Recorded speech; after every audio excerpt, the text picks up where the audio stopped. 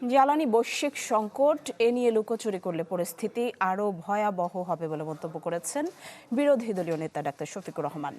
জামায়াতের জেলা ও মহানগর আমির সম্মেলনে তিনি দাবি করেন, গুম মানবাধিকার কমিশনের মতো অধ্যাদেশ বাতিল করে নতুন করে আয়নাঘর তৈরির বার্তা দিচ্ছে বিএনপি।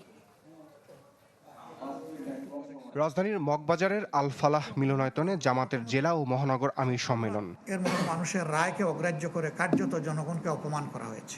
প্রধান অতিথির বক্তব্যে ডাক্তার শফিকুর রহমান বলেন, মধ্যপ্রাচ্যে যুদ্ধ পরিস্থিতির কারণে বৈশ্বিক সংকটে জ্বালানি সরবরাহ, বাংলাদেশেও সংকট চরমে, অথচ এ নিয়ে লুকোচুরি করছে সরকার।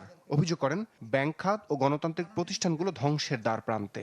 জ্বালানি সংকট, বিদ্যুৎ সংকট, সার সংকট, দ্রব্যমূল্যের ঊর্ধ্বগতি, এগুলা নিয়ে আলোচনা করি। এগুলা আলোচনা করা পছন্দ না, শুধু লুকোচুরি। ভাই, এগুলা তো সব আপনাদের সৃষ্টি না, এটা গ্লোবাল প্রবলেমের কারণে তৈরি হয়েছে। আমরা বুঝি না এগুলা।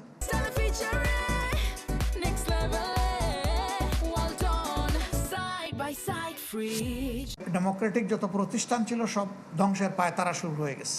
প্রশাসক বসানো হচ্ছে, খেলার ময়দান, ক্রিকেট বোর্ড, সেই জায়গায়ও লোভ সামলাইতে পারলেন না। গুরুত্বপূর্ণ অধ্যাদেশগুলো বাতিল করে বিএনপি সরকার আবারও গুম ও আয়নাঘর তৈরির বার্তা দিচ্ছে বলেও মন্তব্য করেন সংসদের বিরোধী দলীয় নেতা। জানান, মানুষের অধিকার আদায় সংগ্রামে এক বিন্দু পিছুপা হবে না জামাত। গুম কমিশন, গুম প্রতিরোধ আলোচনায় আসা হলো না, জোর করে এটাও ফেলে দেওয়া হলো, এটাও হবে না। তার মানে কি আবার গুম হবে? তার মানে কি আবার নতুন করে আয়নাঘর গড়ে তোলা হবে?